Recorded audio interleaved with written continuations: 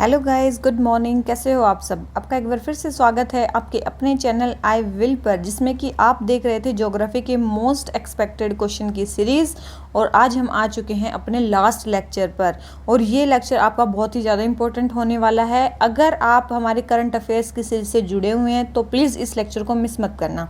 Weather आप geography की series आपने देखी है नहीं देखी है, लेकिन हाँ, ये वाला लेक्चर ज़रूर देखना, क्योंकि इसमें बहुत सारे हमारे करंट अफेयर्स के टॉपिक्स कवर हो जाएंगे। ठीक है, तो इस सीरीज़ के साथ आप बने रहिए। आज ये इस सीरीज़ का हमारा लास्ट लेक्चर है। इसके बाद हम शुरू करेंगे अपनी साइंस एंड टेक की सीरीज़, जिसमें कि हम पहले करवाएंगे अपने प्रीवियस ईयर्स क्वेश्चंस, और उसके बाद हम करवाएंगे अपने मोस्ट एक्सपेक्टेड क्वेश्चन जो साइंस एंड टेक में हमें लगेंगे।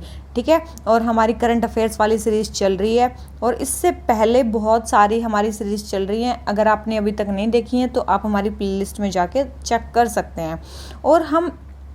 और एक जितने भी हमारे ये पीडीएफ्स हैं, ये हमारे टेलीग्राम चैनल के लिंक पर डाल दी गई हैं, और टेलीग्राम चैनल का जो लिंक है वो हमारे डिस्क्रिप्शन बॉक्स में रखा है। ठीक है, तो आप वहाँ से चेकआउट कर सकते हैं। और आपको इस सीरीज़ से सबसे ज़्यादा फ़ायदा तभी होगा जब आप जितने भी हमारी पीडीएफ्स हैं उनका एक हार्ड कॉपी निकालोगे, और निकाल के पहले खुद क्वेश्चंस को सोल्व करोगे, और क्वेश्चन को सोल्व करके आपको पता चलेगा कि आपके कितने क्वेश्चन ठीक हो रहे हैं, रॉन्ग हो रहे हैं, तो आप इसका एक्सप्लेनेशन यहाँ से देख सकते हैं। ठीक है, तभी आपको इससे मैक्सिमम फ़ायदा होगा। लेकिन हाँ, अगर एक दो बार आप वैसे भी देख लेते हो तो आपके माइंड से में क्वेश्चन रहते ही हैं। ठीक है, तो चलिए आज का लेक्चर हम शुरू करते हैं बिना देरी के। तो चलिए शुरू करते हैं अपना पहला क्वेश्चन। फर्स्ट है, Project Lion has proposed relocation of Maldhari tribe, the Maldharis dwell in. Maldhari कहाँ पे रहती हैं? सबसे पहले अभी मतलब जो प्रोजेक्ट लॉयन है, हमारे 15 अगस्त 2020 को लॉन्च हुआ। प्रोजेक्ट लॉयन हमारे प्राइम मिनिस्टर जी ने लॉन्च किया 15 अगस्त 2020 को। ठीक है, प्रोजेक्ट लॉयन अभी लॉन्च हुआ है, याद रखना। ये प्रोजेक्ट लॉयन कब लॉन्च हुआ है? अभी 15 अगस्त 2020 में लॉन्च हुआ है। ठीक है, इसमें क्या है कि प्रोजेक्ट लॉयन जो ये लॉन्च हुआ है, इसमें क्या है कि हम जो इनवॉयलेट स्पेसिस क्रिएट करना चाह रहे हैं, इनवॉयलेट स्पेसिस क्रिएट करना चाह रहे हैं कहाँ पे? कौन से ग्रासलैंड में? याद रखना, बनी ग्रासलैंड में। कहाँ पे? बनी ग्रासलैंड में हम इनवॉयलेट स्पेसिस क्रिएट करना चाह रहे हैं 1000 स्क्वायर किलोमीटर के। कितने? 1000 स्क्वायर किलोमीटर के हम वो क्रिएट करना चाह रहे हैं। ठीक है, और यहाँ पे बनी ग्रासलैंड में एक ट्राइब रहती है, उसको बोलते हैं मालधारी ट्राइब। मालधारी ट्राइब, ठीक है, मालधारी ट्राइब ये मेनली। और ये बनी ग्रासलैंड वैसे कहाँ पे है? गुजरात में। कहाँ पे है? गुजरात में। और ये बनी ग्रासलैंड है गुजरात में, और जो मालधारी ट्राइब है, इसका मतलब वो कहाँ रहती हैं? वो भी गुजरात में रहती हैं। ठीक है, तो इनके रिलोकेशन की बात चल रही है कि इनको यहाँ से हटाना पड़ेगा, इसलिए इसके लिए प्रोटेस्ट भी चल रहे हैं। ठीक है, तो इसलिए ये चीज़ न्यूज़ में आई है।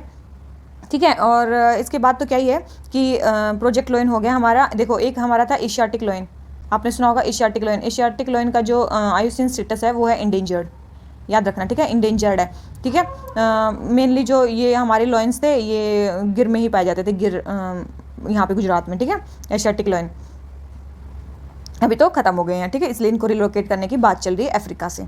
अभी देखते हैं कि खजियार, देखो एक बोल रखा है इसमें खजियार ग्लासलैंड। आपको पता होनी चाहिए कि मतलब है कहाँ, इनकी लोकेशन कहाँ पे। खजियार याद रखना, खजियार ग्लासलैंड है हिमाचल प्रदेश में, चंबा डिस्ट्रिक्ट में। कहाँ पे? हिमाचल के चंबा डिस्ट्रिक्ट में।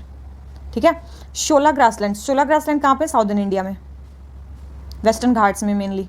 ठीक है, इसके बाद बुगियाल ग्रासलैंड कहाँ पे है? उत्तराखंड में। ठीक है, कहाँ पे है ये? उत्तराखंड में। वेरी वेरी इंपॉर्टेंट, इनकी प्लेस याद रख लो कम से कम। ठीक है, और बनी ग्रासलैंड जो है यहाँ पे रिलोकेट करने की बात चल रही है। आ जाते हैं क्वेश्चन नंबर 52 पे। क्वेश्चन नंबर 52 क्या है? Consider the following statements regarding zero tillage farming. Zero tillage farming के बारे में हमें बताना है। जीरो टिलेज फार्मिंग का मतलब है कि देखो पहले स्टेटमेंट ही पढ़ लेते हैं। It is the process of sowing seed through drillers without prior land preparation. इसमें क्या बोला गया है कि लैंड को बिना प्रिपेयर किए ही बीज को बो देना, उसको बोलते हैं थ्रू ड्रिलर के थ्रू, उसको बोलते हैं जीरो टिलेज। उसको क्या बोलते हैं? Zero tillage. ये स्टेटमेंट बिल्कुल सही है, ये स्टेटमेंट बिल्कुल सही है। जीरो टिलेज का मतलब जमीन को टिल नहीं करना, हमें प्लो नहीं करना थोड़ा सा भी, मतलब जीरो टिल करना है, डायरेक्ट हमें सीड उसमें बो देनी है। ठीक है, सेकंड क्या है? It reduces the water requirement of crop and the loss of organic carbon by oxidation. इससे क्या होगा? अगर आप डायरेक्ट सीड बो दोगे और जमीन को वो नहीं करोगे तो इससे क्या होगा? It reduces the water requirement of crop, ये इससे जो क्रॉप को वाटर की रिक्वायरमेंट है वो कम होगी, क्योंकि जैसे ही आप टिलेज करते हो, जैसे ही आप जो हमारी ज़मीन है उसको टिल करते हो, तो हम सरफेस मतलब मैक्सिमम जो सॉइल अंडर थी, मतलब ग्राउंड के अंडर थी, वाटर उसमें थोड़ा बहुत रिटेन था, वो सरफेस पे आ जाती है, और जब वो सरफेस पे आ जाती है तो वो सनलाइट की उसमें आ जाती है, तो वाटर इवेपोरेट हो जाता है बहुत सारा। तो इसीलिए बोला है कि अगर हम टिल नहीं करेंगे तो वो वाटर अंदर ही रहेगा, अंडर रहेगा, तो वाटर की जो हमें रिक्वायरमेंट होगी डालने की वो कमी होगी। और सेकंड है the loss of organic carbon by oxidation, yes oxidation के through loss of organic carbon भी नहीं होगा। ये स्टेटमेंट भी हमारी बिल्कुल सही है, दोनों ही स्टेटमेंट हमारी सही है। तो इसका जो आंसर आ जाता है वो हो जाता है हमारा सी। ठीक है, इसका जो आंसर आ जाता है, ये इन्वायरमेंटली सेफ भी है। ठीक है, ग्रीन हाउस, अभी देखो कार्बन अगर लॉस बच रहा है तो ग्रीन हाउस इफेक्ट भी हमारा रिड्यूस हो रहा है। ठीक है, कार्बन सिक्वेस्ट्रेशन हो रहा है क्योंकि, ठीक है। और जीरो टिलेज में क्या है, हमें टिल करने के लिए लैंड को क्या पैसे देने पड़ते हैं, तो इससे हमारा क्या हो गया, इनपुट कॉस्ट भी कम हो गया। अगर हम टिल नहीं करवा रहे हैं तो हमारा इनपुट कॉस्ट भी कम हो जाता है, वाटर लॉस कम हो रहा है, सोइल इरोजन बच रहा है, सोइल इरोड भी नहीं हो रही है, सोइल इरोजन भी कम हो रहा है। ठीक है, तो ये सारे ही इस चीज़ के फायदे हैं। आ जाते हैं क्वेश्चन नंबर 53 पे। Which of the following are the biological method of soil treatment. Soil treatment के बायोलॉजिकल मेथड्स हमें बताने हैं। सोइल ट्रीटमेंट के कौन से मेथड्स बताने हैं हमें, बायोलॉजिकल मेथड। देखो मैं बताती हूँ आपको, बायो वेंटिंग और फाइटो रेमिडेशन। बायो वेंटिंग और फाइटो रेमिडेशन, ये कौन से मेथड्स हैं, बायोलॉजिकल मेथड्स हैं। ये कौन से मेथड्स हैं, बायोलॉजिकल मेथड्स हैं, याद रखना। और जो एयर स्ट्रिपिंग है ये फिजिकल ट्रीटमेंट है। ये जो एयर स्ट्रिपिंग है ये कौन सा मेथड है, फिजिकल मेथड है। एक और मेथड होता है केमिकल मेथड। केमिकल मेथड्स में क्या आता है, डी हेलोजिनेशन। क्या आता है, डी हेलोजिनेशन आता है एक, वो आता है केमिकल, हाँ केमिकल ट्रीटमेंट या केमिकल मेथड में। ये किसके लिए है, सोइल को ट्रीट करने के लिए मेथड है ये। ठीक है, सोइल को ट्रीट करने के लिए, वेरी वेरी इंपॉर्टेंट। तो इसमें बोला था बायोलॉजिकल मेथड कौन से है, तो फर्स्ट एंड थर्ड, तो इसका आंसर आ गया हमारा सी। फर्स्ट एंड थर्ड जो है वो हमारे क्या है, बायोलॉजिकल मेथड है सोइल को ट्रीट करने के। आ जाते हैं क्वेश्चन नंबर 54 पे। क्वेश्चन नंबर 54 क्या है, consider the following statements. First, in the wild state it is a perennial plant, however most of the cultivated crops are annual, ज़्यादातर जो कल्टिवेटेड क्रॉप्स है वो एनुअल होती हैं। सेकंड, इसका जो रूट सिस्टम होता है वो टेप रूट सिस्टम होता है with secondary roots that branches laterally from the primary root, जो प्राइमरी रूट से निकलती है सेकेंडरी रूट भी होती हैं। थर्ड क्या है, warm days of cool nights, दिन गर्म रात ठंडी, विद लार्ज डायर्नल वेरिएशन, और बहुत ज़्यादा वेरिएशन दोनों में। During the period of fruiting के टाइम पे वो उसके लिए बहुत ज़्यादा इंपॉर्टेंट होता है। तो ऐसा कौन सा है, याद रखना है, ये जो क्रॉप है ये कॉटन की बात चल रही है। ये सारी किसकी बातें चल रही हैं, कॉटन की बात चल रही है। वेरी वेरी इंपॉर्टेंट है क्रॉप कॉटन, क्योंकि यूपीएससी में 1 से 2 बार आ चुका है ये पहले ही क्वेश्चन। ठीक है, आ जाते हैं क्वेश्चन नंबर 55 पे। क्वेश्चन नंबर 55 पे, which of the following are optimal condition for growing coffee. Coffee को उगाने के लिए हमें बतानी है कि कौन सी कंडीशन सबसे ऑप्टिमम है। ठीक है, तो सबसे पहले दे रखा है warm tropical climate with an average temperature between 20 degree Celsius to 27 degree Celsius. यहाँ के लिए जो है वो वार्म ट्रॉपिकल क्लाइमेट चाहिए। ठीक है, इसके लिए। ठीक है, तो ये स्टेटमेंट बिल्कुल सही है कि हमें कॉफ़ी को ग्रो करने के लिए जो टेम्परेचर चाहिए वो चाहिए 20 टू 27 डिग्री सेल्सियस। सेकंड है abundant rainfall with stagnant water. देखो हमें इसके लिए चाहिए अबंडेंट रेनफॉल, ये चीज़ बिल्कुल सही है, हमें अबंडेंट रेनफॉल चाहिए, और वो भी कितना, 150 से 250 सेंटीमीटर तक का। ठीक है, लेकिन हमें स्टैग्नेंट वाटर नहीं चाहिए। स्टैग्नेंट वाटर नहीं चाहिए, कौन सा कैसा चाहिए, वेल ड्रेन्ड चाहिए। क्या चाहिए, वेल ड्रेन्ड होना चाहिए, मतलब पानी ज़्यादा होना चाहिए लेकिन वो निकलता रहे, मतलब रूट से निकलता रहे, वहाँ रुकना नहीं चाहिए। मतलब जो स्टैग्नेंट वाटर होता है वो हार्मफुल होता है इस क्रॉप के लिए। ठीक है, इसका मतलब पानी भी चाहिए, स्टैग्नेंट वाटर भी नहीं चाहिए। इसका मतलब इसको क्या चाहिए, ह्यूमिडिटी ज़्यादा चाहिए। क्या चाहिए इसको, ह्यूमिडिटी ज़्यादा चाहिए। ठीक है, और इसको क्या चाहिए, अगर ये और थर्ड बोल रखा है presence of shade trees, shade trees होनी चाहिए। ये भी स्टेटमेंट बिल्कुल सही है। टी और कॉफ़ी दोनों ही जो है ना वो शेड ट्रीज के नीचे होते हैं, इनको डायरेक्ट सनलाइट नहीं चाहिए। डायरेक्ट सनलाइट जब इन पे पड़ती है ना तो ये खराब हो जाते हैं, प्लांट्स जो हैं ये खराब हो जाते हैं। ठीक है, तो इनको चाहिए शेडी कंडीशन। ठीक है, ये स्टेटमेंट भी बिल्कुल सही है, थर्ड स्टेटमेंट बिल्कुल सही है। तो फर्स्ट स्टेटमेंट सही है, थर्ड स्टेटमेंट सही है, सेकंड रॉन्ग है। अगर हमारी सेकंड रॉन्ग है, फर्स्ट एंड थर्ड सही है, तो आंसर आ गया हमारा सी। ठीक है, आंसर आ गया हमारा सी। देखो अब हम कॉफ़ी के बारे में कुछ चीज़ें और आपको बता देती हूँ मैं। ठीक है, सबसे पहले अगर टेम्परेचर की ही मैं बात करूँ ना, टेम्परेचर सबसे पहले मैंने बोला कि 20 टू 27 डिग्री सेल्सियस टेम्परेचर चाहिए। लेकिन देखो ये ज़्यादातर रेनी सीजन में और हॉट सीजन में ज़्यादा ग्रो करती है। ठीक है, और जो इसकी बेरीज है ना वो राइप कब करती हैं, कोल्ड ड्राई सीजन में। मतलब इसकी देखो ये 2-3 कंडीशन है, मैं इसको बता ही देती हूँ, यही लिख लेते हैं। ठीक है, इसकी जो बेरीज हैं वो कब राइप करती हैं, कोल्ड ड्राई सीजन में, कोल्ड ड्राई सीजन में। ठीक है, और इसकी हार्वेस्टिंग कब होती है, हार्वेस्टिंग के लिए क्या चाहिए, ब्राइट सनशाइन, क्या चाहिए, ब्राइट सनशाइन चाहिए इसकी उसके लिए हार्वेस्टिंग के लिए, और वार्म वेदर चाहिए, ठीक है, वार्म वेदर चाहिए, ठीक है। डायरेक्ट सनलाइट तो अभी बोला हार्मफुल होती है, इसीलिए देखो डायरेक्ट सनलाइट जो है इसके लिए हार्मफुल होती है, इसीलिए बड़े बड़े उसके शेडी ट्रीज के नीचे इनको लगाया जाता है। ब्राज़ील में, याद रखना, ब्राज़ील में जो इनको लगाया जाता है वो लगाया जाता है लेग्यूमिनस प्लांट्स के नीचे, लेग्यूमिनस प्लांट्स लगाए जाते हैं इसके साथ में, क्योंकि एक तो लेग्यूमिनस प्लांट्स इनको शेड प्रोवाइड करते हैं और एक वो नाइट्रोजन फिक्सेशन करते हैं, मतलब सोइल को वो रखते हैं, फर्टाइल रखते हैं। तो ये किया जाता है ब्राज़ील में। ब्राज़ील के बारे में हाँ एक और चीज़ बहुत ही ज़्यादा इंपॉर्टेंट है, जो कॉफ़ी प्लांटर्स हैं ना, ब्राज़ील के जो कॉफ़ी प्लांटर्स हैं उनको बोला जाता है फजेंडाज, ठीक है, फजेंडाज, वेरी वेरी इंपॉर्टेंट। ये क्या है, coffee planters of Brazil, coffee planters of Brazil, fazendas उनको बोला जाता है, ठीक है। अभी मैं आपको और चीज़ बताऊं कि हमारी कंट्री में सबसे ज़्यादा कॉफ़ी कौन सा स्टेट प्रोड्यूस करता है, तो हमारी कंट्री में सबसे ज़्यादा जो वो करता है वो है कर्नाटका। कर्नाटका सबसे ज़्यादा हमारे में कॉफ़ी प्रोड्यूस करता है, 80% से ज़्यादा कॉफ़ी हमारे में कौन प्रोड्यूस करता है, कर्नाटका। उसके बाद तो आता है केरला, तमिलनाडु, ये सारे आते हैं, ठीक है, लेकिन कर्नाटका सबसे ज़्यादा प्रोड्यूस करता है। और अगर हम टोटल वर्ल्ड में बात करें कि इंडिया की रैंक कितनी है कॉफ़ी प्रोडक्शन में, तो याद रखना टोटल वर्ल्ड प्रोडक्शन में इंडिया की रैंक है 6th, ठीक है, 6th है वर्ल्ड प्रोडक्शन में, 6th रैंक मानो, ठीक है, 6th रैंक है वर्ल्ड प्रोडक्शन में इंडिया की। और टोटल वर्ल्ड आउटपुट का इंडिया कितना प्रोड्यूस करता है, 4 to 5% ओनली, मतलब अगर 100 टोटल वर्ल्ड मिला के टोटल 100 प्रोड्यूस करता है तो उसमें से 4 to 5% जो कॉफ़ी का प्रोडक्शन है वो इंडिया से होता है। और रैंक कितनी है इंडिया की, 6th रैंक है, ठीक है। और हमारे इंडिया में जितना भी प्रोड्यूस होता है, मान लो हम 4 to 5 जितना भी प्रोड्यूस करते हैं उसका 70% हम एक्सपोर्ट करते हैं। कितना हमारी कंट्री क्या है, 70% एक्सपोर्ट करती है, जितनी भी कॉफ़ी बनाते हैं हम उसका 70% जो है एक्सपोर्ट कर देते हैं। Very very very very important. अभी मैंने बताया कि इंडिया 6th रैंक पे आता है वर्ल्ड प्रोडक्शन में, तो पहले रैंक पे कौन आता है, तो याद रखना पहली रैंक पे आता है ब्राज़ील, वियतनाम, ठीक है, ब्राज़ील, वियतनाम, कोलंबिया, ये कंट्रीज आती हैं। वेरी वेरी इंपॉर्टेंट, बहुत ज़्यादा इंपॉर्टेंट है, ठीक है। तो हमारा जो क्वेश्चन नंबर 55 होता है वो कंप्लीट हो जाता है। आ जाते हैं क्वेश्चन नंबर 56 पे, ठीक है। क्वेश्चन नंबर 56 हमें क्या बोल रहा है, मैं इसको थोड़ा सा रब कर देती हूँ। क्वेश्चन नंबर 56 क्या बोल रहा है, election commission of India has set up a committee to examine the issue of revising the expenditure limit for candidates contesting Lok Sabha and state assembly polls, ठीक है। इलेक्शन कमीशन ऑफ इंडिया ने एक committee बिठाई, किस लिए, ये एग्जामिन करने के लिए कि एक्सपेंडिचर की लिमिट क्या होनी चाहिए जो लोकसभा का इलेक्शन लड़ रहे हैं और जो स्टेट असेंबली का इलेक्शन लड़ रहे हैं। तो इसके बारे में हमें 2 स्टेटमेंट दे रखी हैं और उनमें से बताना है कि कौन सी स्टेटमेंट सही है, कौन सी स्टेटमेंट गलत है। सबसे पहला है the provision of maximum election expenses of a candidate contesting Lok Sabha and state assembly polls is provided in representation of people act 1951, कि देखो किसी भी कोई भी कैंडिडेट, या तो वो लोकसभा का इलेक्शन लड़ रहा है या स्टेट असेंबली का इलेक्शन लड़ रहा है, उसको कितना मैक्सिमम एक्सपेंस चाहिए, वो कहाँ पे मेंशन है, वो रिप्रेजेंटेशन ऑफ पीपल एक्ट 1950 में नहीं है, वो कहाँ पे है, रिप्रेजेंटेशन ऑफ पीपल एक्ट 1951 में है। कहाँ पे है, रिप्रेजेंटेशन ऑफ पीपल एक्ट 1951 में है। इसका मतलब फर्स्ट स्टेटमेंट हमारी हो जाती है रॉन्ग। सेकंड पे आते हैं, सेकंड स्टेटमेंट क्या बोल रहा है, election commission of India is the final authority to increase expenditure limit for candidates contesting Lok Sabha and state assembly polls. Election commission of India जो है वो फाइनल ऑथोरिटी है ये बताने के लिए कि आपके एक्सपेंडिचर लिमिट क्या होगी। तो ये स्टेटमेंट भी बिल्कुल रॉन्ग है।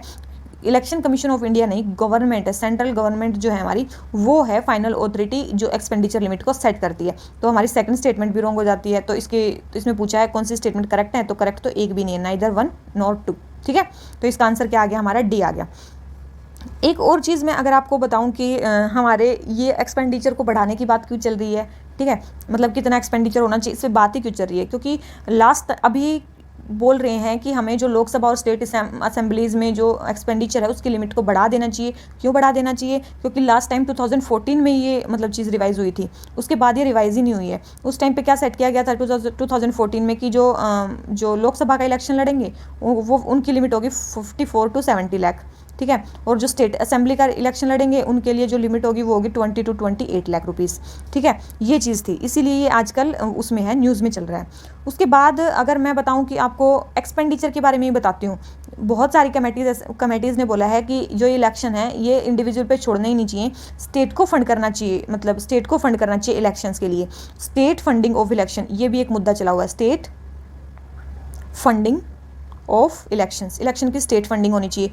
ये बात किसने बोली है, देखो ये बात बोली है, एक तो बोली है इंद्रजीत गुप्ता कमेटी ने। किसने बोली है, इंद्रजीत गुप्ता कमेटी, एक है इंद्रजीत गुप्ता कमेटी ने ये बात बोली है कि स्टेट फंडिंग ऑफ इलेक्शन होना चाहिए, और लेकिन इसने बोले कि ये केवल उन पार्टीज़ को मिलना चाहिए जो रिकॉग्नाइज्ड है, ओनली रिकॉग्नाइज्ड पार्टी को मिलना चाहिए, वेदर वो स्टेट वाली है या वेदर वो नेशनल है, ओनली रिकॉग्नाइज्ड पार्टी को स्टेट फंडिंग ऑफ इलेक्शंस होनी चाहिए।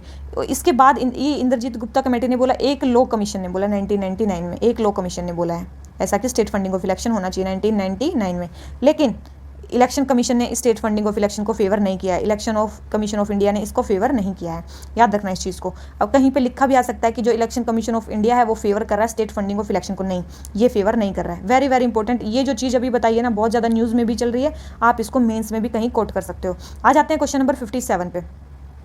हमारा क्वेश्चन नंबर 57 क्या बोल रहा है कि कामचात का पेनिनसुला लाइज इन बिटवीन, कामचात का पेनिनसुला कहाँ पे है, ठीक है, कामचात का पेनिनसुला कहाँ पे है, तो देखो इसके लिए तो नोट्स ही बनवाने पड़ेंगे आपके लिए, ठीक है, क्यों बनवाने पड़ेंगे अभी देख लेते हैं, थोड़ा सा इसको एक्सटेंड कर लेते हैं।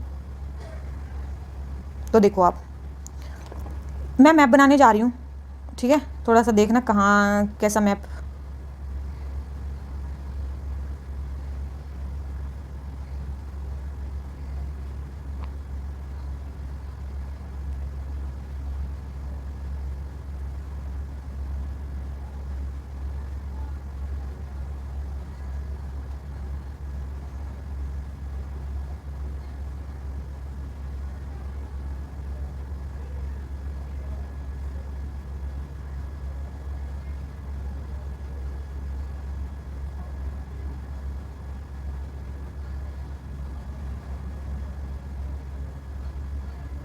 थोड़ा सा बड़ा बन गया है ये, यहाँ पे कोशिश कर रही हूँ सही बनाने की, ठीक है, थोड़ा सा वो करना जल्दी जल्दी में, ऐसा ही बनेगा मेरे से। देखो ये है अलास्का, ये क्या है अलास्का, ये क्या है रशिया, ये है हमारा चाइना, ये है हमारा ये नॉर्थ कोरिया, ये है हमारा साउथ कोरिया, ये है हमारा जापान, मतलब बहुत ही गंदा बनाया, सॉरी फॉर दिस, ठीक है, ये है हमारा जापान, ये है एक आइलैंड जिसको बोलते हैं सैकहालिन, ठीक है, ये है कुरिल आइलैंड, ये है हमारे कुरिल आइलैंड, ठीक है,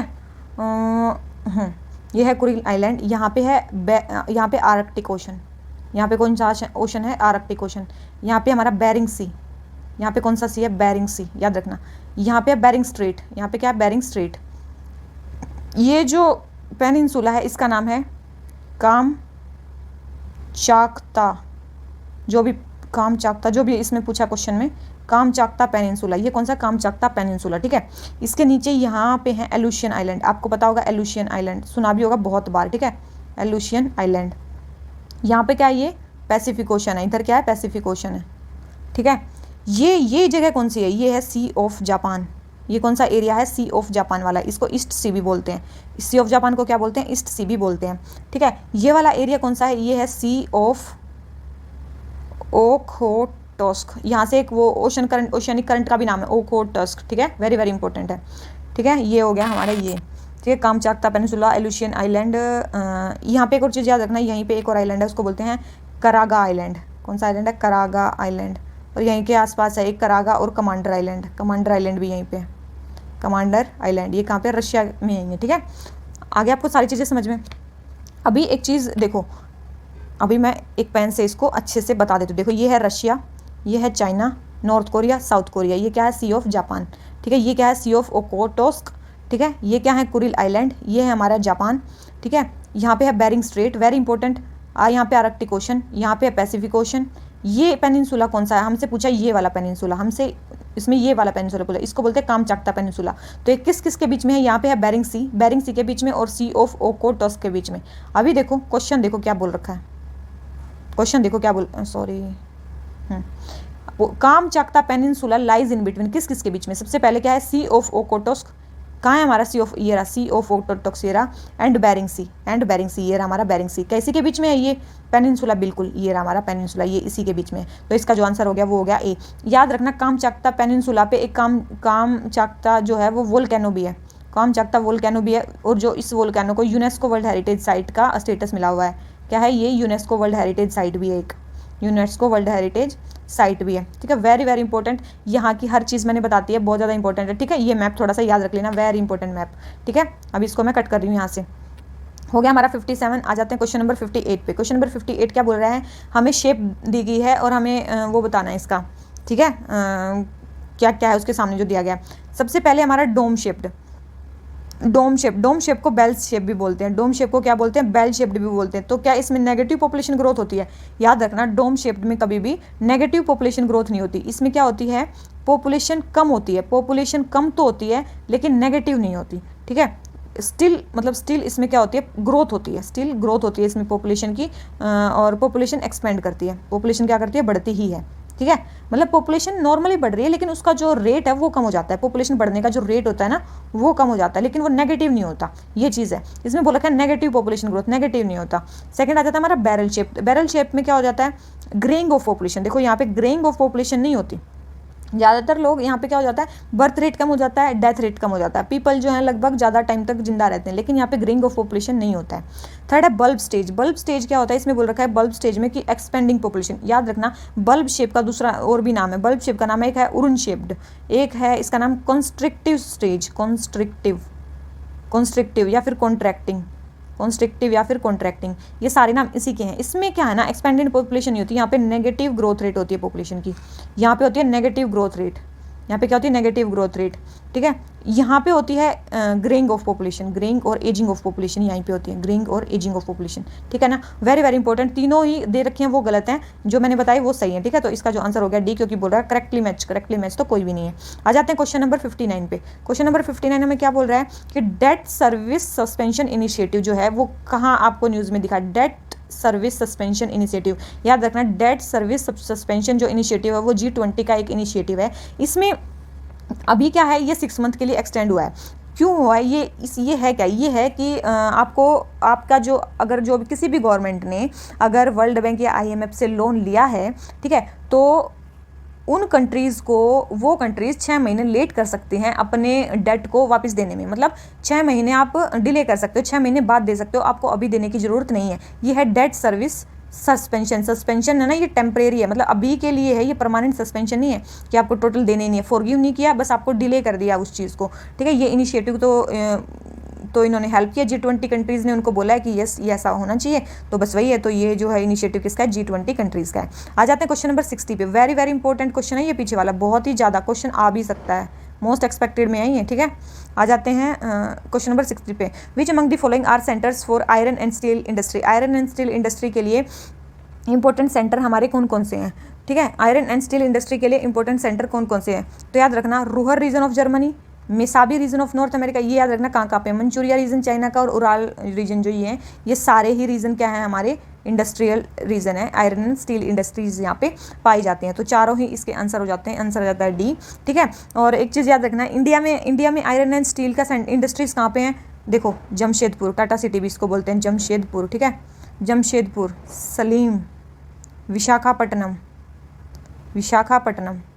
बर्नपुर, दुर्गापुर, सारे नाम आपने सुने होंगे, राउरकेला, भिलाई, भद्रावती,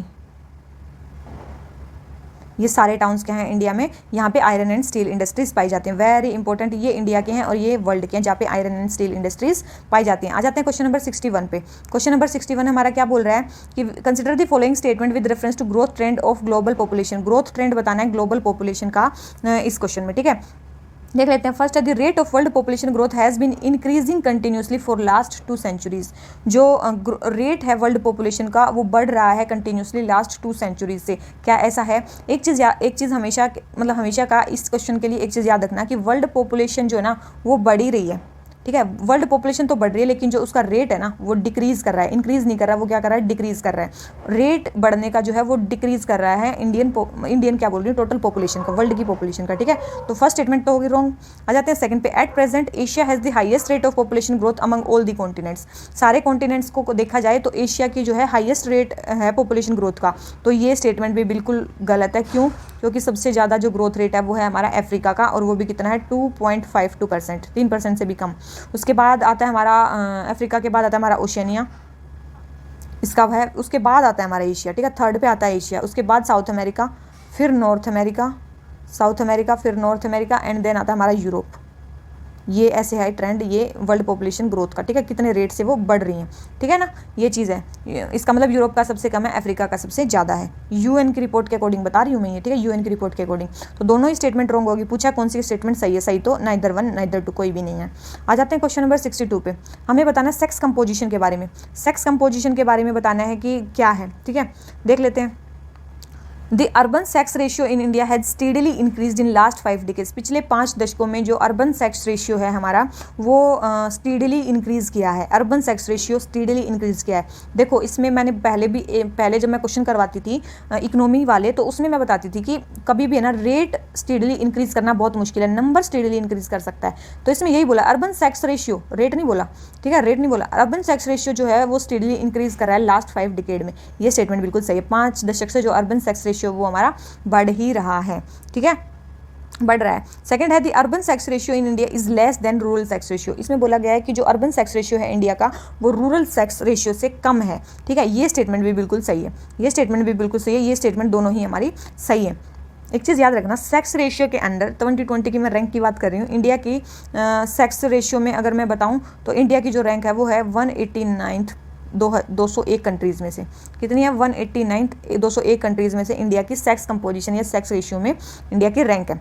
और मैं बताऊं कि अगर टोटल सेक्स रेशियो की बात करूँ, टोटल मतलब इंडिया की सेक्स रेशियो की बात करूँ तो 924 फीमेल्स हैं 1000 मेल्स के ऊपर, ठीक है, इसी में 924 ये होगी, ठीक है। इसका मतलब क्या है कि 48% तो फीमेल है और लगभग 51.9% जो है वो मेल है। ये फीमेल है, ये मेल है, मतलब मेल ज़्यादा है, ठीक है।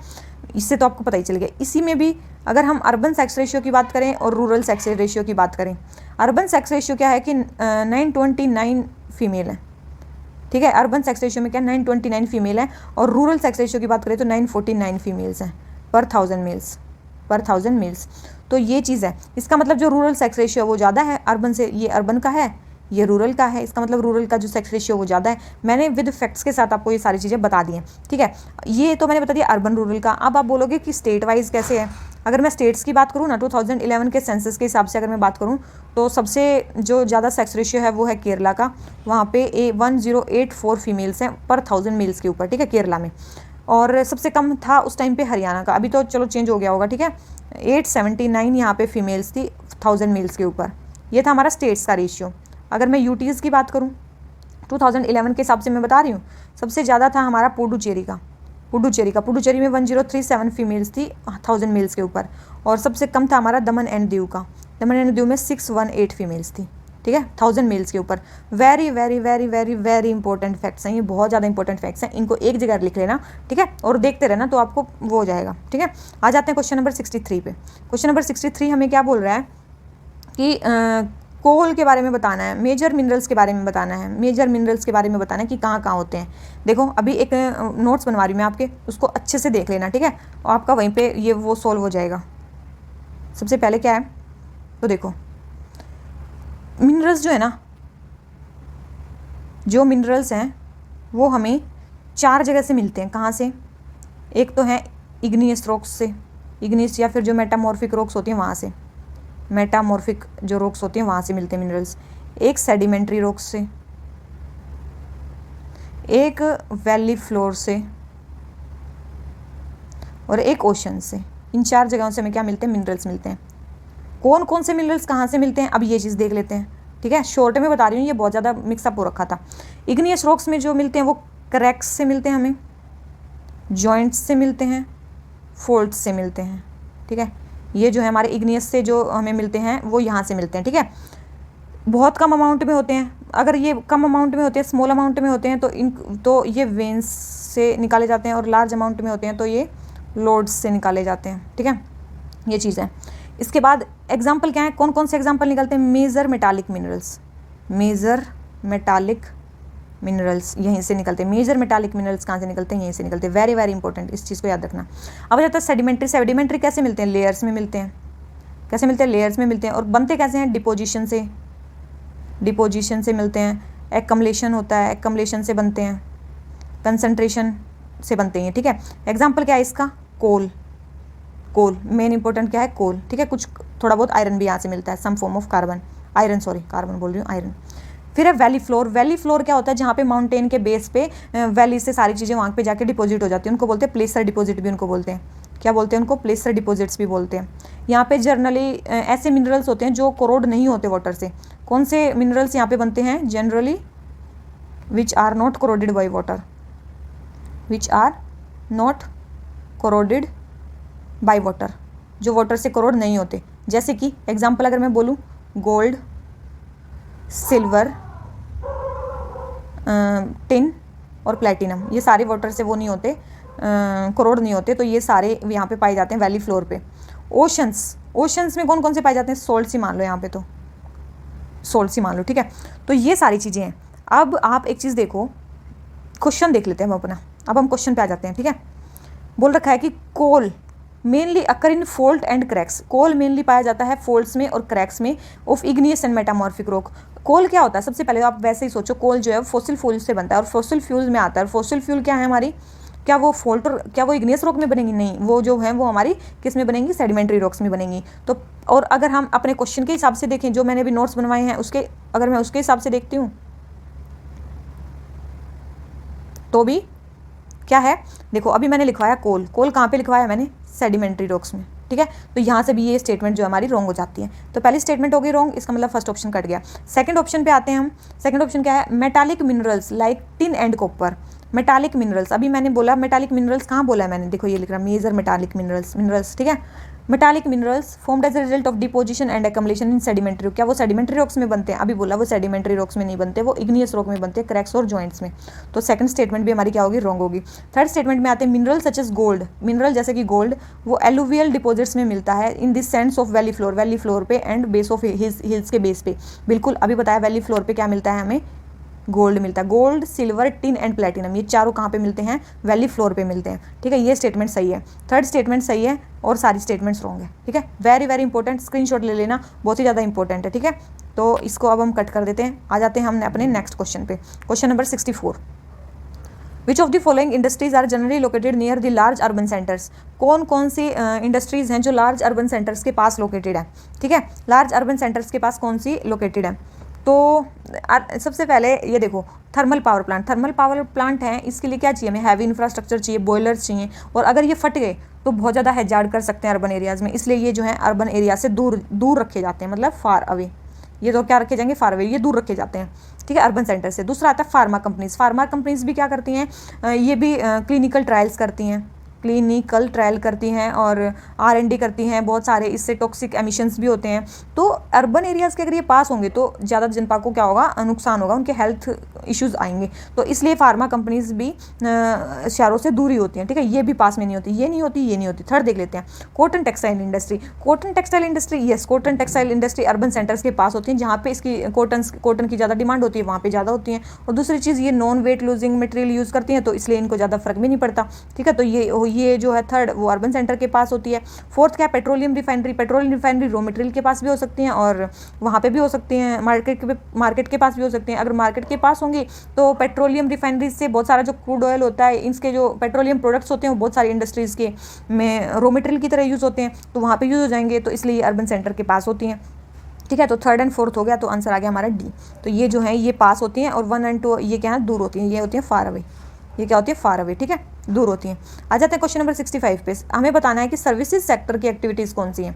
हमें बताना है कि सर्विसेज सेक्टर की एक्टिविटीज़ कौन सी हैं। देखो सर्विसेज सेक्टर क्या होते हैं? सबसे पहले सर्विसेज क्या होती है? सर्विसेज एक स्पेशल स्किल्स होती हैं, जिन स्किल्स के एक्सचेंज में हम सैलरी लेते हैं, पैसे लेते हैं, सीधी बात है, ठीक है।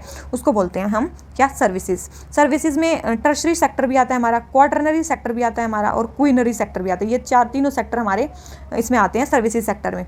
टर्शरी सेक्टर आपको पता है कि क्या है? इसमें दोनों ही चीज़, मतलब आपका प्रोडक्शन भी होता है और एक्सचेंज भी होता है। क्वार्टरनरी आज ही बताया था, नॉलेज इसको सेक्टर भी बोलते हैं, ठीक है। नॉलेज सेक्टर भी इन्फॉर्मेशन का मेन एक्सचेंज होता है। क्वार्टरनरी में क्या होता है? क्वीनरी में मतलब कुछ भी होता है, मतलब डेटा का इंटरप्रिटेशन होता है। मेनली क्या होता है? डेटा इंटरप्रेट होता है, मतलब या तो मतलब मेन फोकस होता है क्रिएशन पे, रीअरेंजमेंट पे और इंटरप्रिटेशन पे, नए नए आइडियाज़ का, ठीक है। आइडियाज़ का रिनोवेशन इसी में होता है, क्वीनरी सेक्टर में।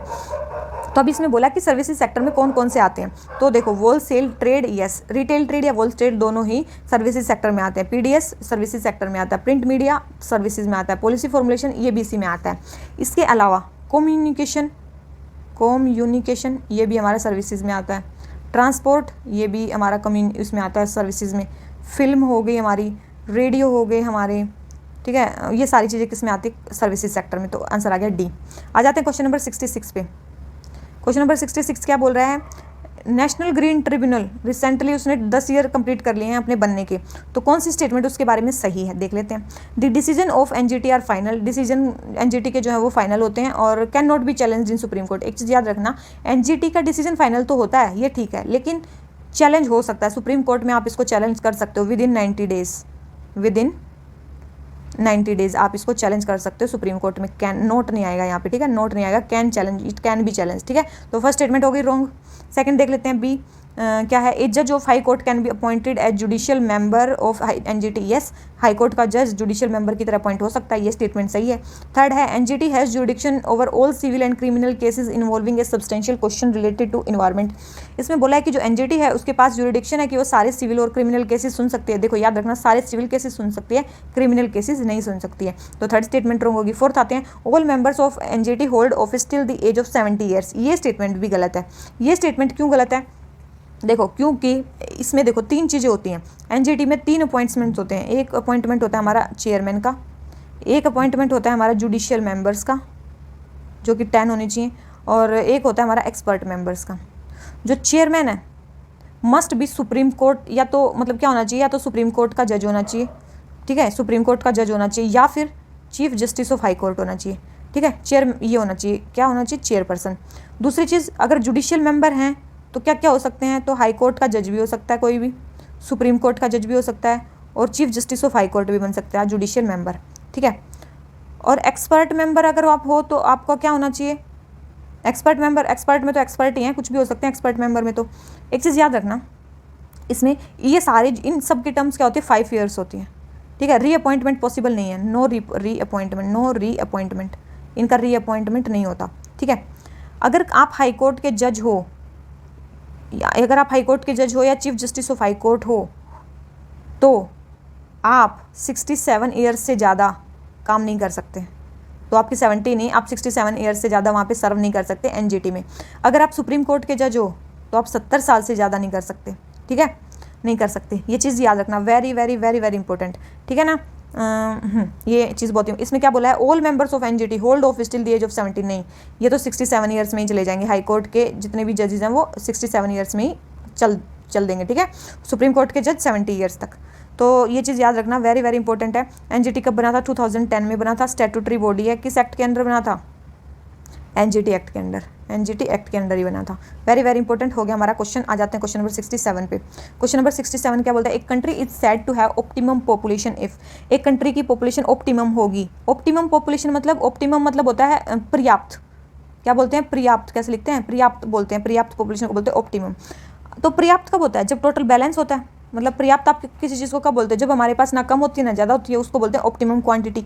तो यही चीज़ है, इसका आंसर सी देखो, optimal living standard of its human population is balanced by the resources available in the country. जितने रिसोर्सेज हैं हमारी ह्यूमन पॉपुलेशन, उतने मतलब उतने ही हमारा लिविंग स्टैंडर्ड है जितने हमारे रिसोर्सेज हैं, बैलेंस है दोनों में, तो उसी को बोलते हैं ऑप्टिमम पॉपुलेशन।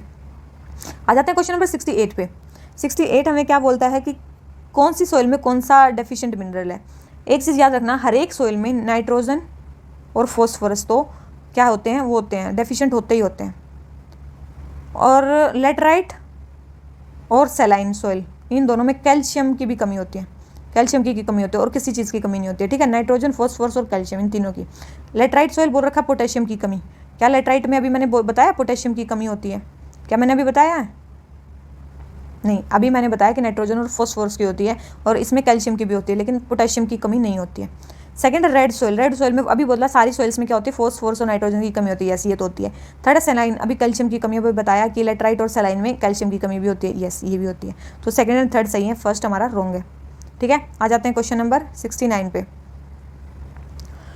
क्वेश्चन नंबर 69 क्या बोलता है? With reference to coarse cereal consider the following statement. हमें कोर्स सीरियल के बारे में बताना है कि कौन सी स्टेटमेंट सही है, कौन सी स्टेटमेंट गलत है। कोर्स सीरियल क्या होते हैं? मोटे अनाज, ठीक है, मोटे अनाजों को बोलते हैं। सबसे पहला स्टेटमेंट है sorghum can be cultivated as both kharif and rabi crop. Sorghum जो है वो खरीफ की तरह भी उगाई जा सकती है और वो भी उगाई जा सकती है। तो ये स्टेटमेंट क्या है, बिल्कुल सही है। ये खरीफ की तरह भी उगाई जा सकती है और रबी की तरह भी उगाई जा सकती है।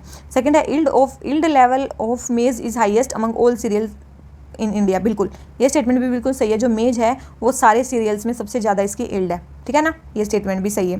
थर्ड है India is the largest producer of coarse cereals in the world. India जो है वो लार्जेस्ट प्रोड्यूसर कोर सीरियल का, याद रखना इंडिया जो है वो लार्जेस्ट प्रोड्यूसर नहीं है।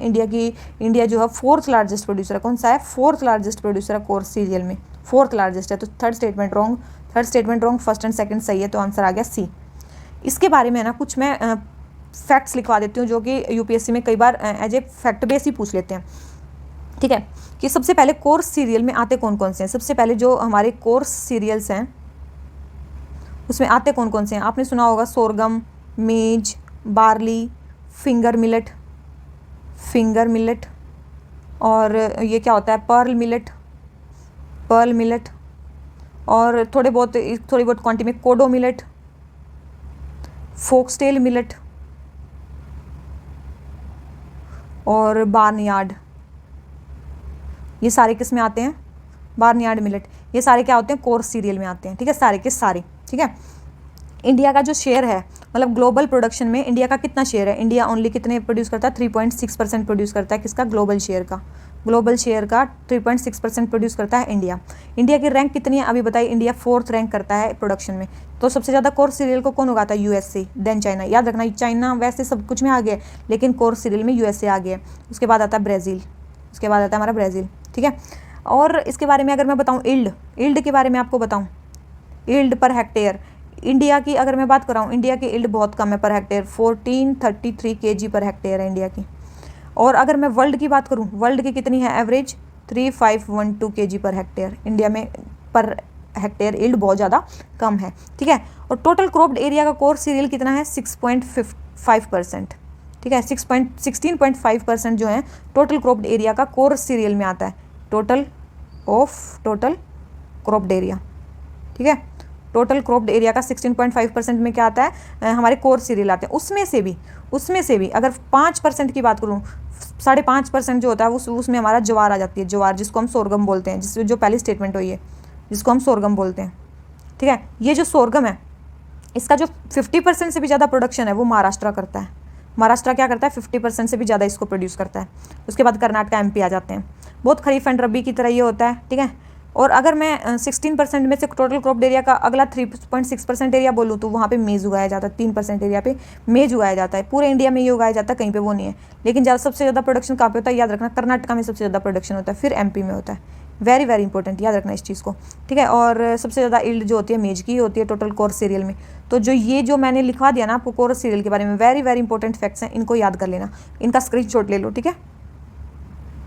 तो इसका आंसर हो गया हमारा सी। आ जाते हैं क्वेश्चन नंबर 70 पे। क्वेश्चन नंबर हमें 70 क्या बोल रहा है कि टाइप बताना है और फीचर बताना है।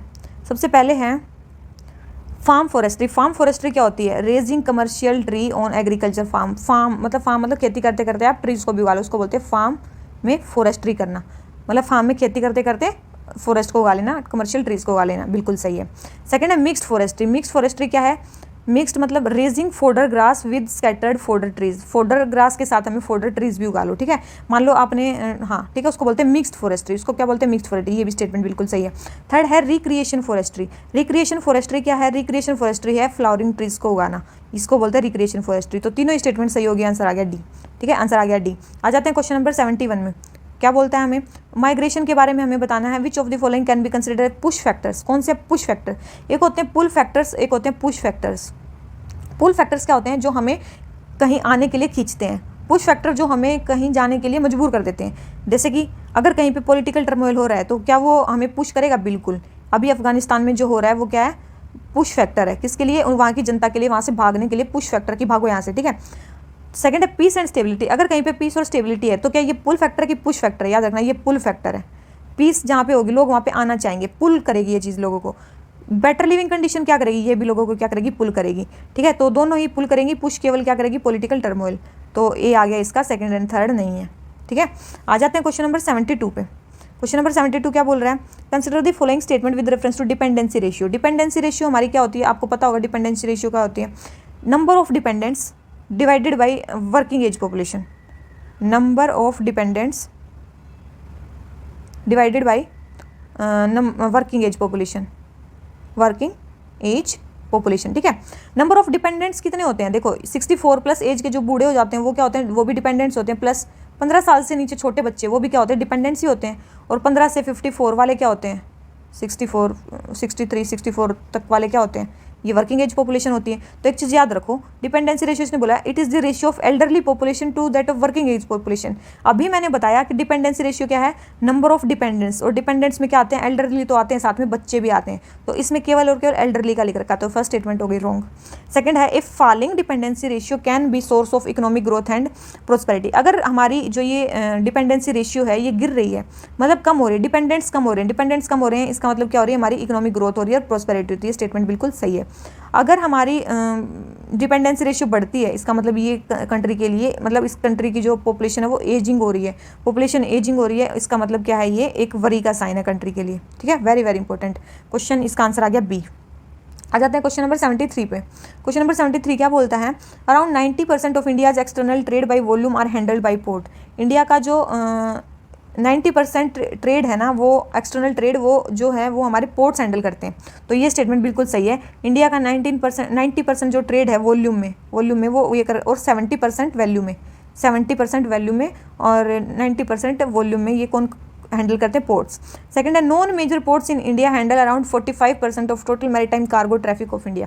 वेरी वेरी इंपॉर्टेंट, ये स्टेटमेंट भी बिल्कुल सही है। इंडिया के जो नॉन मेजर पोर्ट्स हैं वो 45% मैरीटाइम कार्गो को वो करते हैं, क्या करते हैं, हैंडल करते हैं। तो दोनों स्टेटमेंट सही हैं, आंसर आ गया सी।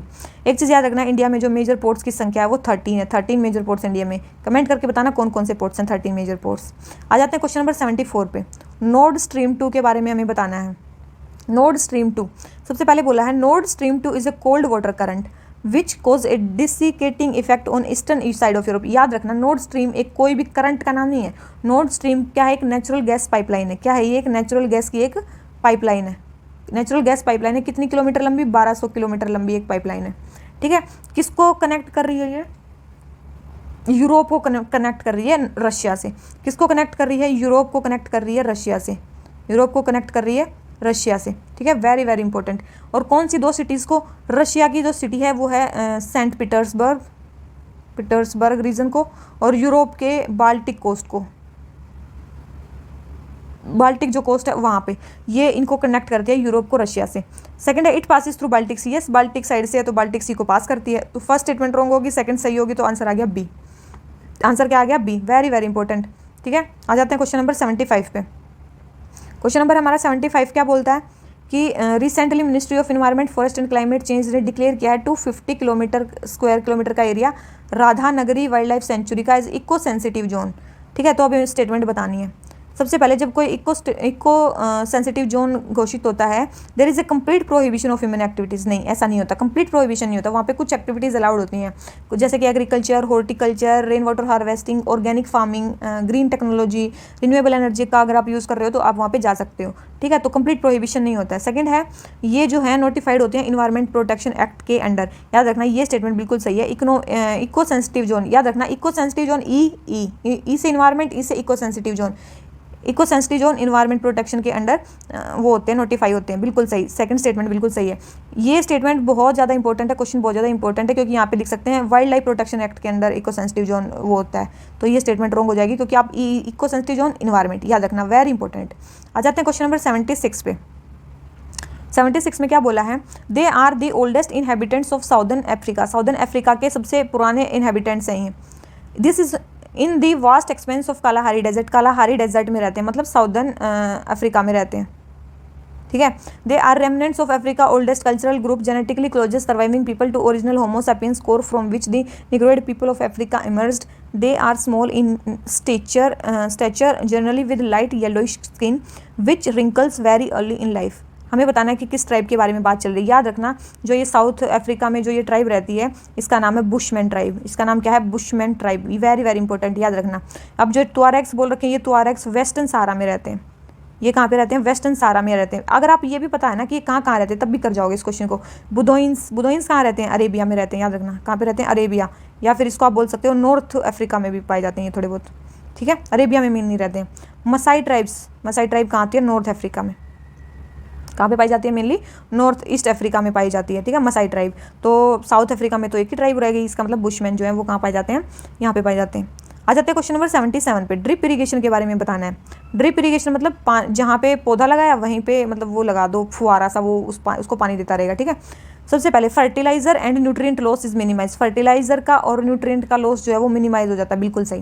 वहाँ पे फर्टिलाइजर कम यूज होगा ड्रिप इरीगेशन में, बिल्कुल सही है। सेकंड है infiltration capacity of soil is enhanced, बिल्कुल मतलब सॉइल जो है वो ज़्यादा पानी को फिल्टर करके जल्दी वो करेगी। थर्ड है it awaits the needs to level the field, इसमें आपको खेतों को लेवल करने की जरूरत नहीं, ये भी स्टेटमेंट बिल्कुल सही है, क्योंकि पानी डायरेक्ट पौधे की जड़ में जा रहा है तो आपको लेवल करने की जरूरत क्या है। फोर्थ है unfiltered recycled water can be used effectively. बस ड्रिप इरीगेशन का एक यही मेन ड्रॉबैक है कि वहाँ पे आपको फिल्टर वाटर का यूज़ करना पड़ेगा, नहीं तो आपकी उसमें क्लॉगिंग हो जाएगी और पूरा वो जो सिस्टम है वो खराब हो जाएगा। तो ये फोर्थ स्टेटमेंट रॉन्ग है, फोर्थ स्टेटमेंट रॉन्ग है, तो ए आंसर आ गया इसका, ठीक है। Very very important drip irrigation के बारे में।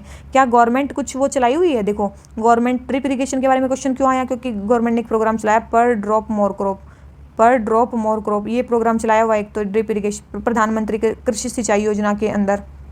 और क्या है? और है कि गवर्नमेंट ने एक माइक्रो इरिगेशन फंड तैयार किया है, माइक्रो इरिगेशन फंड तैयार किया है। इसमें क्या है? 5,000 करोड़ गवर्नमेंट खर्च करेगी नाबार्ड के साथ मिलके। किसके साथ मिलके? नाबार्ड के साथ मिलके। किसमें? ताकि आप माइक्रो इरिगेशन हमारी इंक्रीज हो सके। माइक्रो इरिगेशन में भी ड्रिप इरिगेशन भी आता है, ठीक है। और गवर्नमेंट का टारगेट मेन क्या है कि 100 लाख हेक्टेयर एरिया को कवर करना है 5 साल में माइक्रो इरिगेशन के अंडर। मतलब गवर्नमेंट का टारगेट क्या है? 100 lakh hectare, 100 lakh hectare land को हमें 5 साल के अंदर माइक्रो इरिगेशन के अंडर लाना है। ये मेन टारगेट है गवर्नमेंट का, वेरी वेरी इंपॉर्टेंट टारगेट, ठीक है। आ जाते हैं क्वेश्चन नंबर 78 पे। क्वेश्चन नंबर 78 क्या बोलता है? Which of the following geographical factors have been responsible for the low development of equatorial region. Equatorial region का लो डेवलपमेंट का मेन रीजन क्या है? तो देख लेते हैं। सबसे पहले एक्सेसिव हीट एंड ह्यूमिडिटी। क्या एक्सेसिव हीट और ह्यूमिडिटी होती है वहाँ पे इक्वेटोरियल रीजन में? तो ये स्टेटमेंट तो आपको पता ही होगी कि बिल्कुल वहाँ पे हीट भी ज़्यादा होती है और ह्यूमिडिटी भी ज़्यादा होती है, इसलिए वहाँ पे ज़्यादा डेवलपमेंट नहीं है। सेकंड है lake of homogeneous stand of trees, बिल्कुल, क्योंकि वहाँ पे तो बहुत ही वैरायटी के ट्रीज पाए जाते हैं, कोई होमोजीनियस नहीं पाए जाते हैं, इसलिए वहाँ पे लंबरिंग भी इतनी ज़्यादा नहीं होती है, इसलिए लंबरिंग साइबेरियन रीजन में ज़्यादा होती है।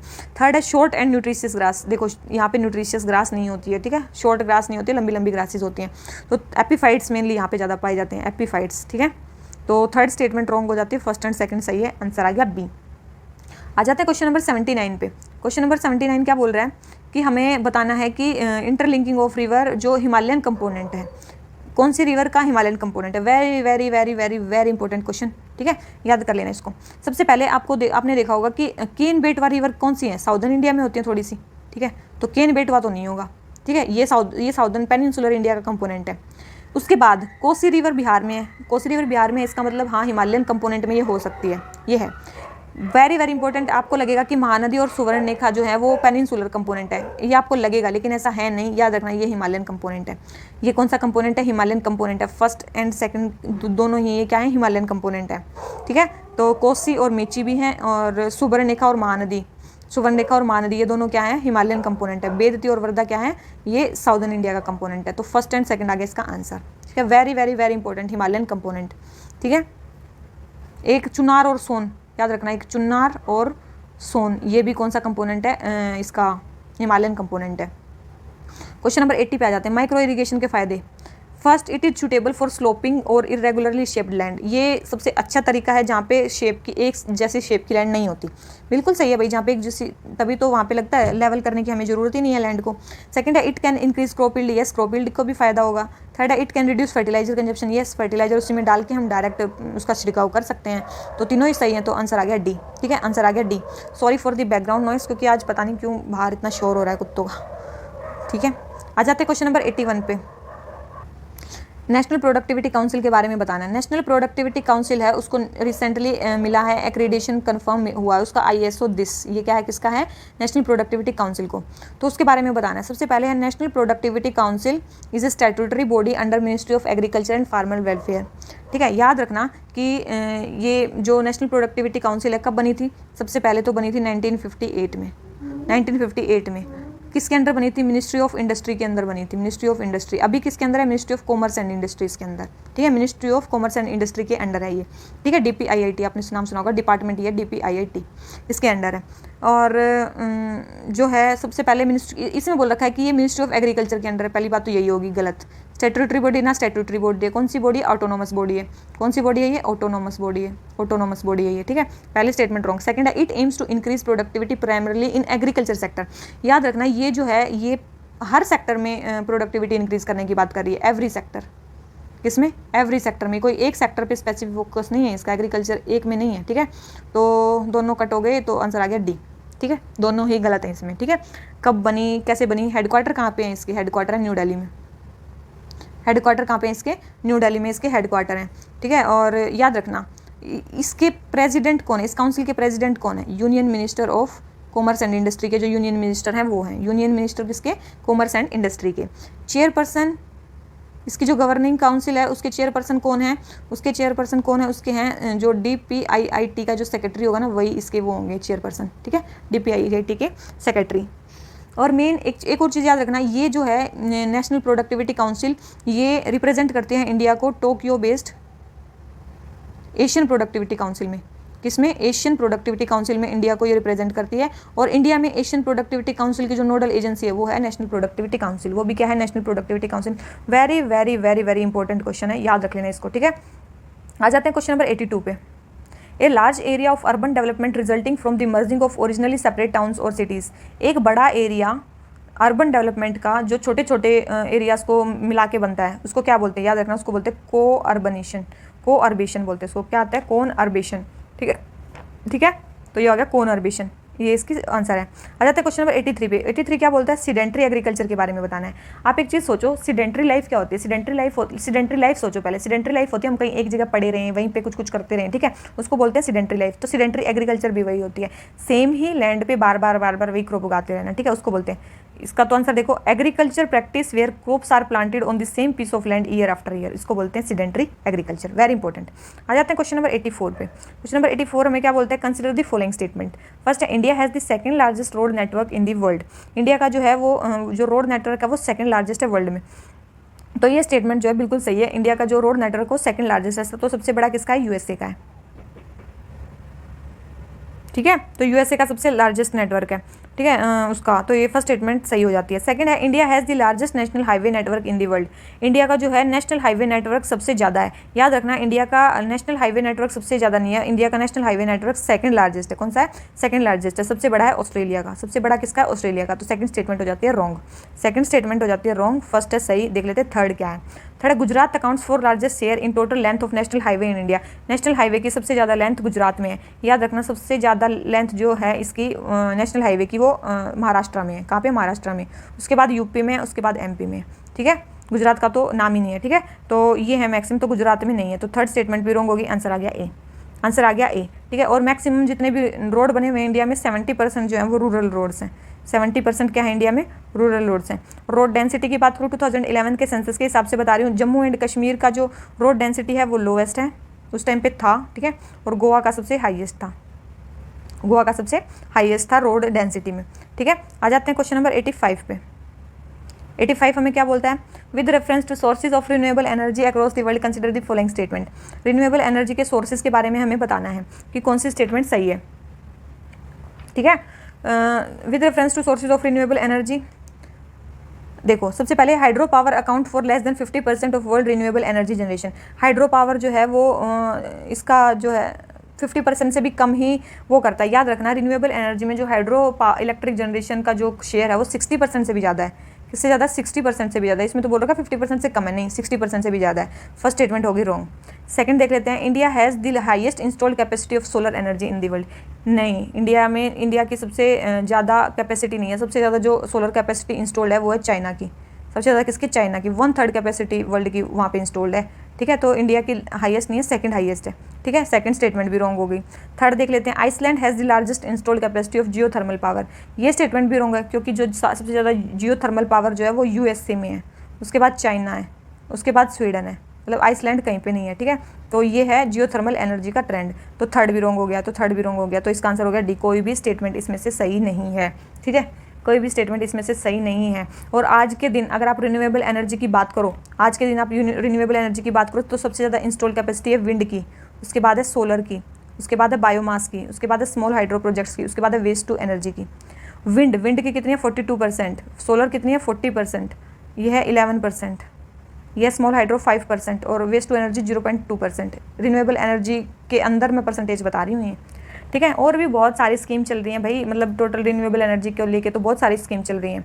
कौन सी, जैसे कि इंटरनेशनल सोलर अलायंस हो गई, सोलर पार्क स्कीम हो गई, PM कुसुम स्कीम हो गई, ठीक है, नेशनल ग्रीन कॉरिडोर पॉलिसी, सृष्टि स्कीम, PLI स्कीम, री इन्वेस्ट मीटिंग, IRIX प्लेटफॉर्म जो है जिसमें कि हम आइडिएट, इनोवेट और इंक्यूबेट करते हैं रिन्यूएबल एनर्जी सेक्टर में, ठीक है। बस यही चीज़ें हैं। और एक और चीज़ याद रखना, ministry of new and renewable energy का नाम, ये नाम है, ये 2006 में बना था, ठीक है। उसके पहले इसका कुछ और नाम था, याद करने की इतनी ज़्यादा ज़रूरत नहीं है। आ जाते हैं क्वेश्चन नंबर 86 पे। 86 क्या है, इसमें बोला गया है कि इसको कनवार झील भी बोलते हैं इस वेटलैंड को, और ये इंडो गंगेटिक प्लेन में आता है और सेंट्रल एशियन फ्लाईवे के स्टॉप है मेनली, और मेनली इसमें क्रिटिकल इंडेंजर्ड रेड वल्चर है, सोशिएबल लैपविंग है।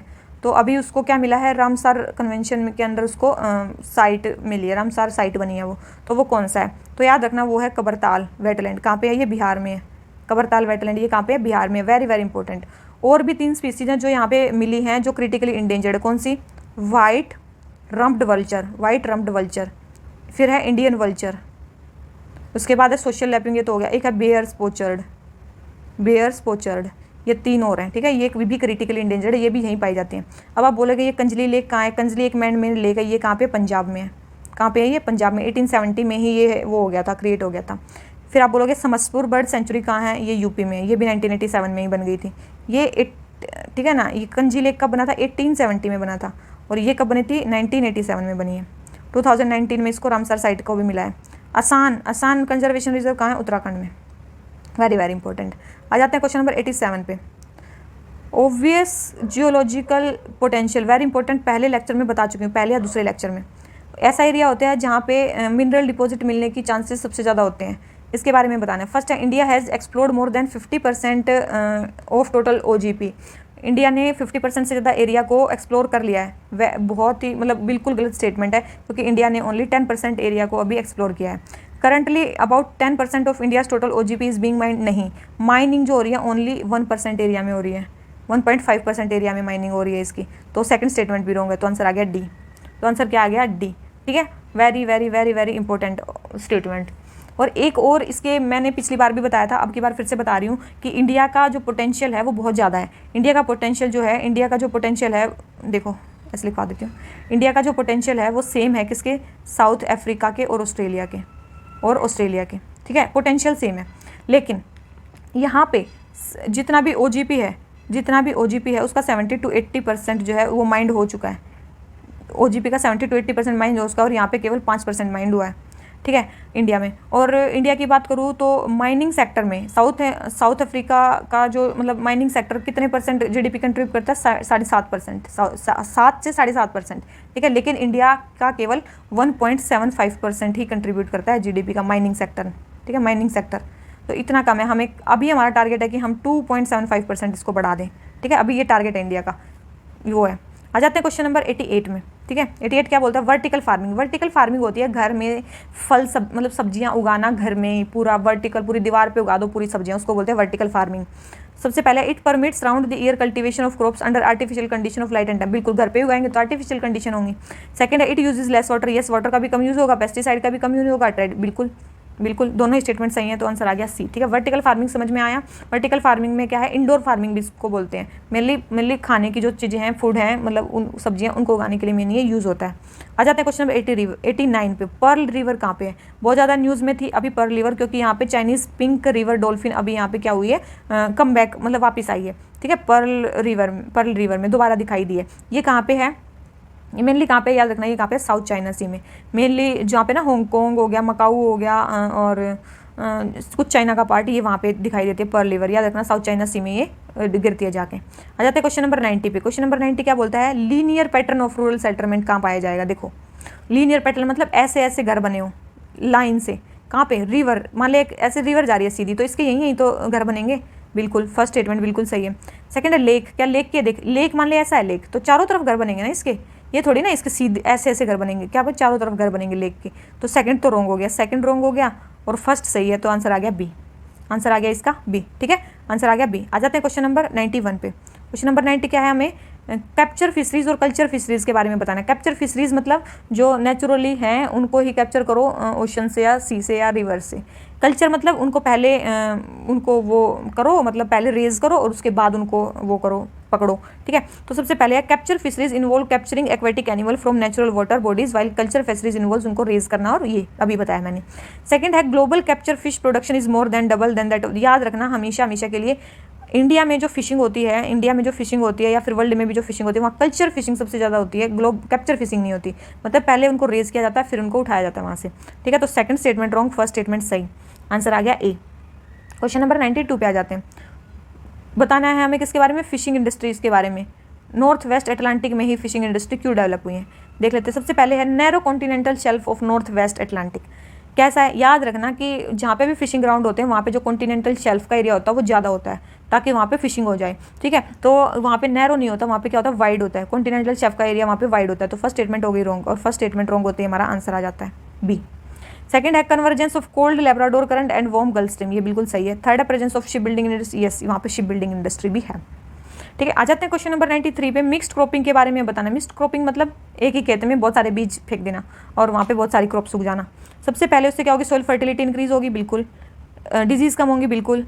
वेट सप्रेशन होगा, बिल्कुल। और यील्ड बढ़ेगी, बिल्कुल। चारों ही चीज़ें होंगी, सारी चीज़ें इंप्रूव होंगी। ठीक है, मिक्स्ड क्रॉपिंग के फायदे बहुत सारे हैं। ठीक है, ठीक है, मिक्स क्रॉपिंग के बहुत सारे फायदे हैं। आ जाते हैं क्वेश्चन नंबर 94 पे। क्वेश्चन नंबर 94 क्या, फर्टिगेशन के बारे में बता रहा है। फर्टिगेशन मतलब फर्टिलाइजर किस में मिला देना, इरिगेशन में। इरिगेशन, इरिगेटिंग जो वाटर है उसमें फर्टिलाइजर को मिला के डाल देना, उसको बोलते हैं फर्टिगेशन। फर्स्ट है it is application of fertiliser along with irrigation water, बिल्कुल। फर्स्ट है। सेकंड है it does not work well with water soluble fertiliser. देखो, अगर वाटर सोल्यूबल फर्टिलाइजर के साथ ही तो इसको काम करना है, वाटर में सोल्यूबल नहीं होंगे तो कैसे काम करेगा, तो ये स्टेटमेंट गलत हो जाती है। वाटर सोल्यूबल फर्टिलाइजर के साथ ये काम करेगा। ठीक है, सेकंड स्टेटमेंट है जो हमारी रॉन्ग है। ठीक है, सेकंड स्टेटमेंट हमारी रॉन्ग है। थर्ड है it can substitute the traditional irrigation system in high rainfall. देखो, जहाँ पे रेनफॉल ज़्यादा होगी, मेन देखो इसमें क्या बोला है कि फर्टिलाइजर को इरिगेट, जब हम इरिगेशन करेंगे तब डालेंगे। जहाँ पे रेनफॉल ज़्यादा होगी वहाँ तो हमें इरिगेशन करने का टाइम ही नहीं मिलेगा, क्योंकि रेनफॉल ही इतनी ज़्यादा हो जाएगी। इरिगेशन तो उन एरियाज़ में होती है ना जहाँ पे बारिश कम होती है। ठीक है, तो हाई इरिगेशन एरियाज़ में तो, और ये बिल्कुल नहीं सब्सटीट्यूट करेगा, तो थर्ड स्टेटमेंट भी बिल्कुल रॉन्ग हो जाती है, तो आंसर आ गया ए। ठीक है, आंसर आ गया ए। आ जाते हैं क्वेश्चन नंबर 95 पे। फ्यूचर ऑफ जॉब रिपोर्ट्स कौन निकालता है, अभी निकाली है किसने, वर्ल्ड इकोनॉमिक फोरम में। Very important, future of job report. आ जाते हैं क्वेश्चन नंबर 96 पे। ओशन रूट्स के बारे में बताना है। ओशन रूट्स के बारे में बताना है। First the foreign trade over North Atlantic sea route is greater than that of rest of the world, बिल्कुल। नॉर्थ अटलांटिक जो सी रूट है वो पूरे वर्ल्ड से ज़्यादा है। बिग ट्रंक रूट इसी को बोला जाता है, नॉर्थ अटलांटिक सी रूट को ही बिग ट्रंक रूट बोला जाता है, नॉर्थ पैसिफिक वाले को नहीं बोला जाता। ठीक है, तो ये सेकंड स्टेटमेंट होगी रॉन्ग, फर्स्ट स्टेटमेंट सही है। थर्ड देख लेते हैं। Panama Canal shorten the distance between San Francisco and New York, ये स्टेटमेंट बिल्कुल सही है कि ये जो है पनामा कैनाल इनके बीच में कितना डिस्टेंस कम कर देगी, 13,000 किलोमीटर का डिस्टेंस कम कर देगी। ठीक है, तो आंसर हो गया सी। आ जाता है क्वेश्चन नंबर 97 पे। फ्रेट ट्रांसपोर्ट के बारे में हमें बताना है। फ्रेट ट्रांसपोर्ट के बारे में बताना है कि रेलवे हमारा कितना करते हैं। फर्स्ट यदि railway contribute more than 50% of freight transport in India. याद रखना, पहले जो थी इंडियन रेलवे फ्रेट ट्रांसपोर्ट में नंबर 1 पे थी। ठीक है, सबसे ज़्यादा फ्रेट ट्रांसपोर्ट करती थी इंडियन रेलवे, लेकिन अभी मोर देन 50% नहीं है। अभी कितना हो गया, 33% से भी कम हो गया। ठीक है, 33% के अप्रोक्स हो गया ये हमारा 2018 में 19 में। ठीक है, फर्स्ट स्टेटमेंट होगी रॉन्ग। सेकंड है Indian railway is the fourth largest freight transporting railway system in globally, ये स्टेटमेंट बिल्कुल सही है। फ्रेट ट्रांसपोर्ट में इंडियन रेलवे 4th नंबर पे, और पैसेंजर ट्रांसपोर्ट में इंडियन रेलवे 1st नंबर पे है। ठीक है, इसमें 1st नंबर पे। ठीक है, तो सेकंड स्टेटमेंट सही है, फर्स्ट रॉन्ग है। ठीक है, तो इसका आंसर आ गया बी। आ जाते हैं क्वेश्चन नंबर 98 पे। पॉपुलेशन ट्रेंड हमें बताना है इंडिया का। सबसे पहला, India has largest labour force in world. India की जो लेबर फोर्स है वो सबसे ज़्यादा है वर्ल्ड में। ठीक है, इंडिया की जो लेबर फोर्स है वो सबसे ज़्यादा वर्ल्ड में, नहीं ऐसा नहीं है। सबसे ज़्यादा लेबर फोर्स कहाँ की, चाइना की। सेकंड है the female labour force participation rate is higher in rural areas than in urban area. ये बिल्कुल सही स्टेटमेंट है कि जो फीमेल लेबर फोर्स पार्टिसिपेशन है वो रूरल एरियाज़ का ज़्यादा है। ठीक है, रूरल एरियाज़ का ज़्यादा है, कितना है 26 to 25% है, और अर्बन एरियाज़ का कितना है 14 to 15% है। ठीक है ना, वेरी इंपॉर्टेंट, दोनों ही कम हो रहे हैं। जो हाँ रूरल एरियाज़ का फीमेल लेबर फोर्स पार्टिसिपेशन कम हो रहा है और जो अर्बन एरियाज़ का पार्टिसिपेशन बढ़ रहा है। ठीक है, ये स्टेटमेंट है। इसमें बोला कौन सा सही नहीं है, नहीं तो पहला ही है। 98 क्या बोला है, कौन से सी हेल्प करेंगे जनरेशन ऑफ एनर्जी में, देख लो, देखते हैं। फर्स्ट है ocean temperature difference between the surface and bottom water, क्या जनरेशन में हेल्प करेगा? देखो बिल्कुल है। ओशन टेम्परेचर मतलब ओशन में के सरफेस और बॉटम के बीच में जो टेम्परेचर डिफरेंस होता है वहाँ से हम एनर्जी निकाल सकते हैं, तो ये फर्स्ट बिल्कुल सही है। सेकंड है the difference in height of water from low tide and high tide, ये भी बिल्कुल सही है। लो टाइड और हाई टाइड जब होगा तो टाइडल एनर्जी जो बनती है वो इसी से तो बनती है, बिल्कुल सही। तो दोनों से हम एनर्जी निकाल सकते हैं, तो आंसर आ गया सी। आ जाते हैं क्वेश्चन नंबर 100 पे। क्वेश्चन नंबर 100 हमारा क्या है, गैस फील्ड बतानी है और स्टेट बतानी है। याद है रावा कहाँ पे, आंध्र प्रदेश में, बिल्कुल सही। खुबुल गैस फील्ड कहाँ पे, त्रिपुरा में, ये भी बिल्कुल सही है। रावा कहाँ पे, आंध्रा में, खुबुल कहाँ है, त्रिपुरा में है। हजीरा HVJ पाइपलाइन पिछले पेपर में बताया था। हजीरा कहाँ पे है, याद रखना, महाराष्ट्र में नहीं है, ये कहाँ पे, गुजरात में।